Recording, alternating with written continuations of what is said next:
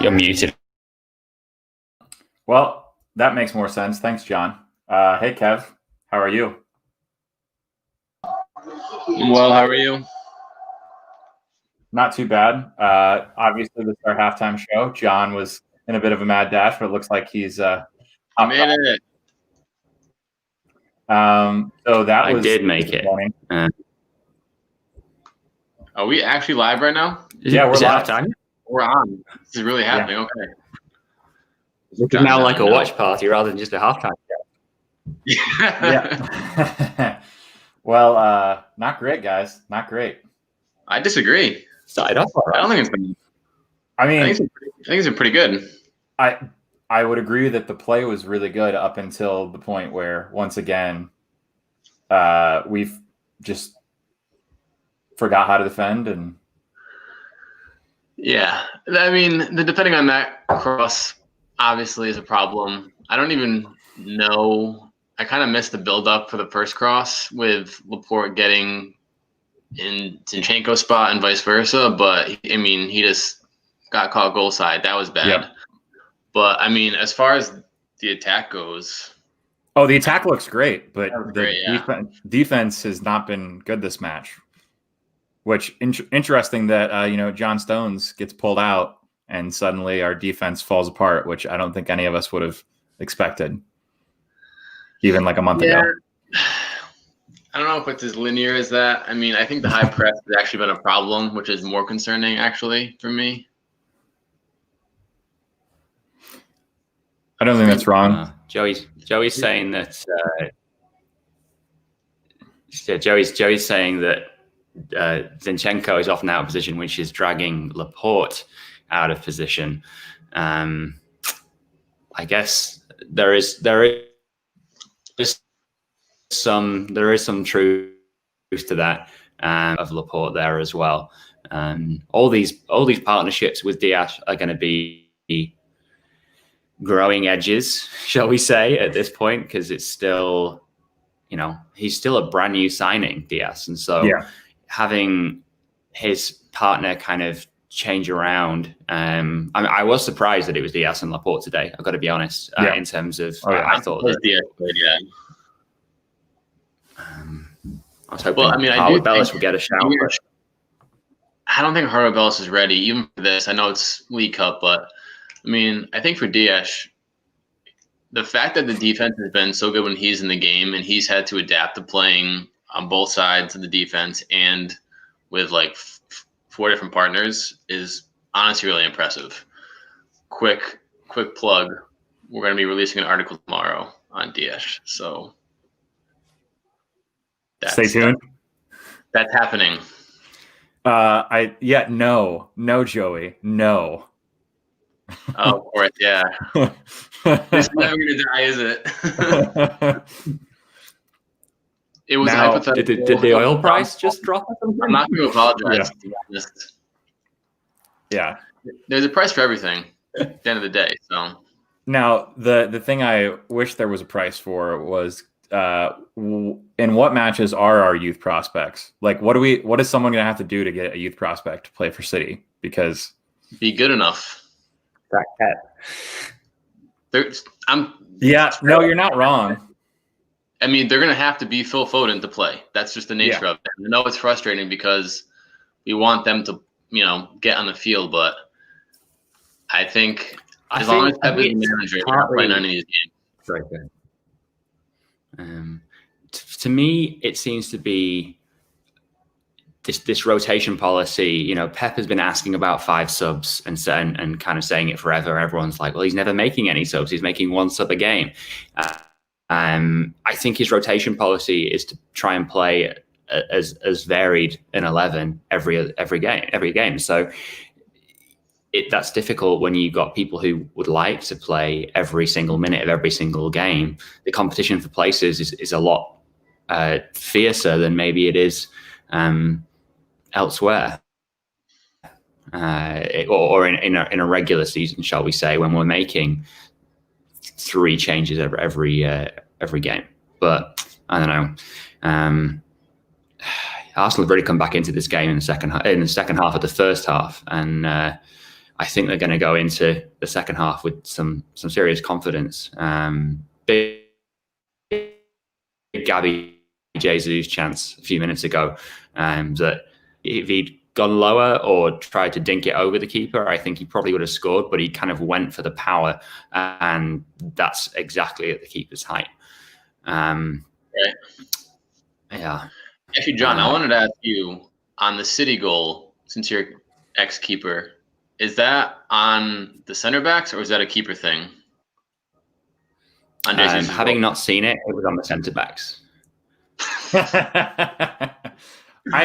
Looking at it, it feels like one of those where I don't know. Always play the centre half for the goalkeeper. It was no man's land. I feel like I don't know that you can particularly subscribe blame. It felt like it was just right where you would want that ball to be, because I think both parties are going to hesitate to go for it. Yeah, no, but I think that goal in particular, again, you know. You go ahead, John. Go ahead.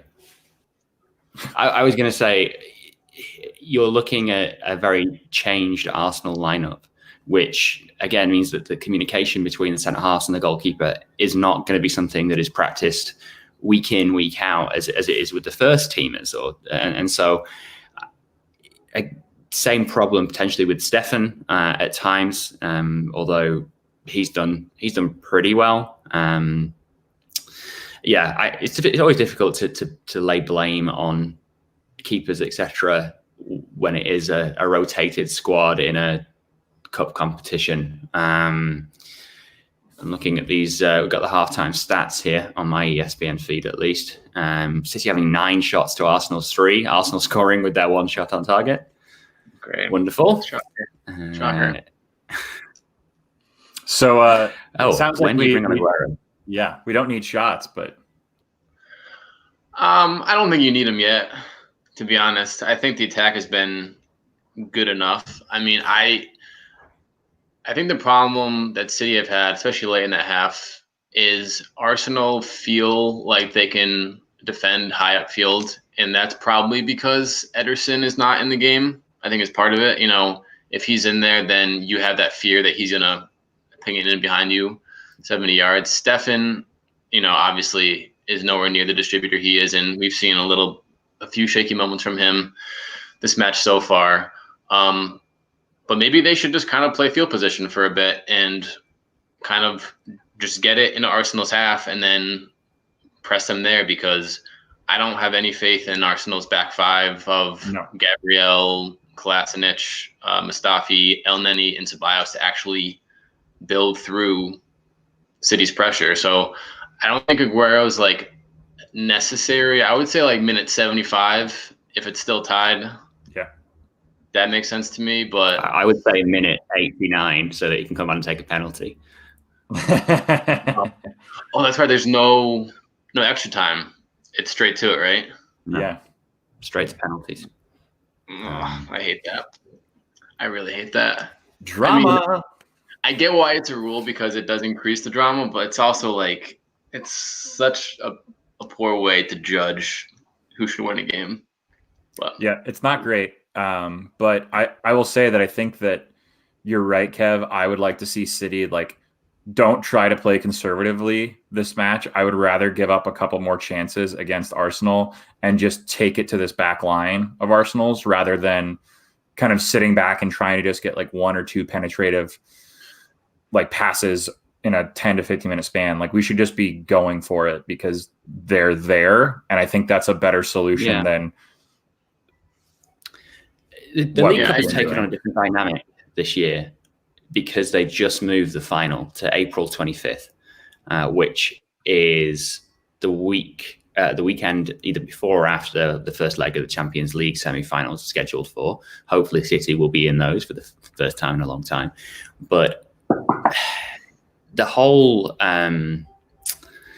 idea of the League Cup in recent years, I think for City has been it's been a great fill-up at the end of February. Is to win that trophy in February, it really gives you a springboard for the back end of the league season into the Champions League.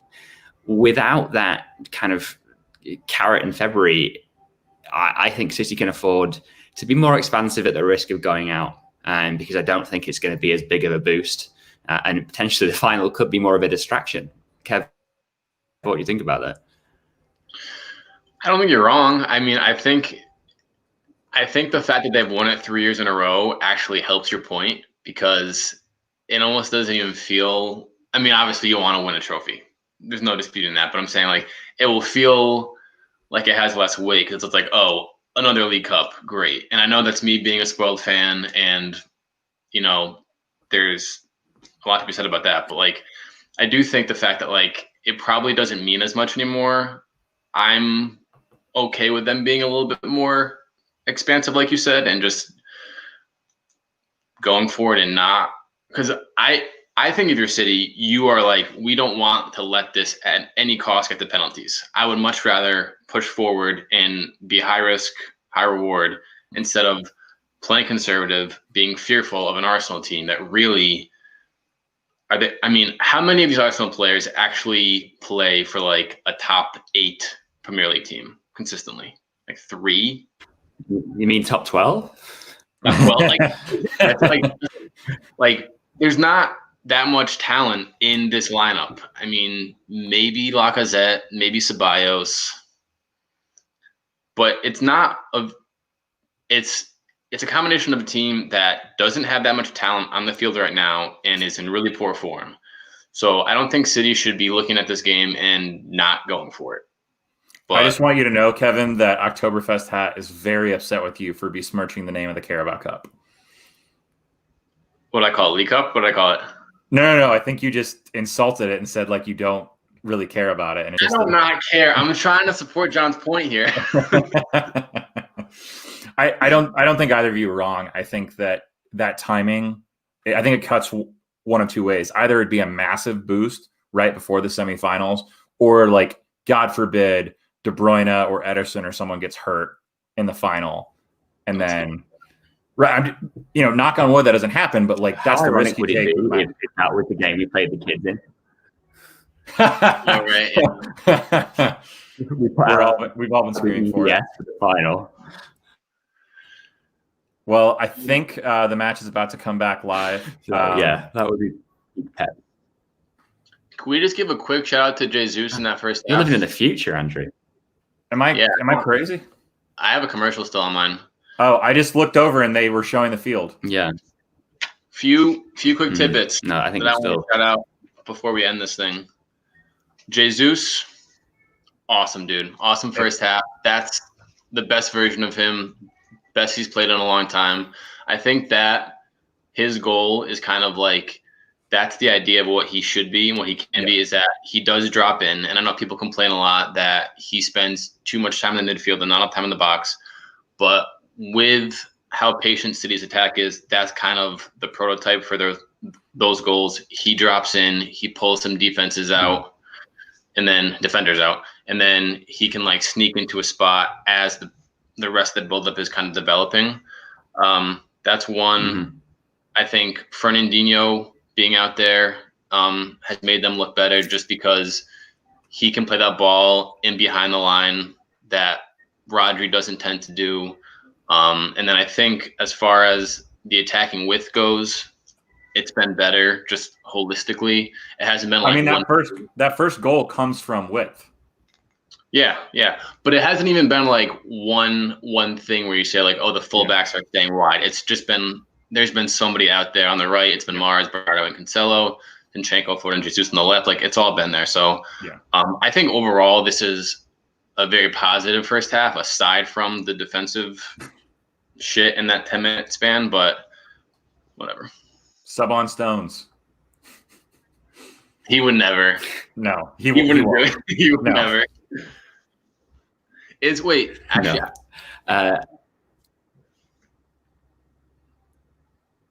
Mendy hurt, by the way? I haven't seen anything. So, yeah. I mean, he looks fine in the team photo the other day. They wheeled him out for that photo, John, and then just had him stand straight up and then put him back in a wheelchair. And Man, like Little League King. He just plays games now.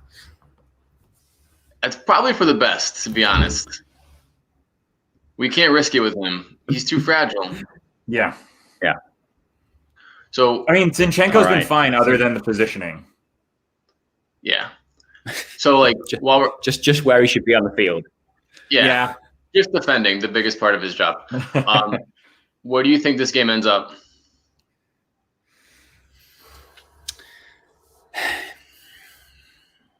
I said 3-1 yesterday on the podcast. I'm going to stick to that because I already said it. So I said 2-1, so I'm sticking with mine. all right, it's on John now. I think it finishes a 2-2 draw and Arsenal win on penalties. Jesus Christ, because you slated Arsenal on the podcast, and so by the rule of Sod's law, we're going to lose because you said they were terrible. They are terrible. They are. Exactly. So we'll lose. I will not apologize for this in any way. I'm not saying sorry.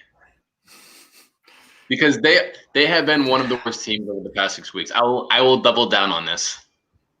Kevin's not wrong. I think we also spent as much time slating our own team as we did Arsenal yesterday. So, yeah. There's a reason why Pep doesn't say these things in his press conference. You're just inviting. I get why Pep's not saying it because he's actually coaching one of the teams. I'm just sitting on this couch right now watching it from home. You should bring Esme on as a special guest. I have a 2-year-old asking me to watch Thomas, so I better go and pay some attention. All right, John, thanks for signing on. Kevin, thanks for being on as well. We hope everybody enjoyed this. It was a little bit of a slapdash one because John's not on the 1s and 2s like he normally is. So we'll get him back on because I don't know what I'm doing. But with that, we hope you enjoy the rest of the match, and let's go City. You did a great job, Andrew.